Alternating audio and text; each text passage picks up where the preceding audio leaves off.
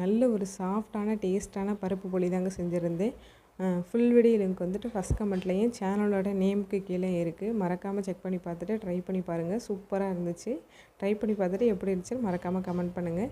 அதோட இந்த கொஞ்சோண்டு பூரணம் மட்டும் இருந்துச்சு, அதை அப்படியே சுவியமாக போட்டாச்சு. சுவியம் வந்து என்னோடய ஆல் டைம் ஃபேவரட்டான பலகாரத்தில் ஒன்றுங்க. இந்த பஜ்ஜி போண்டா அதிலலாம் வந்துட்டு என்னோடய ஃபேவரட் வந்து சுவியம் தாங்க.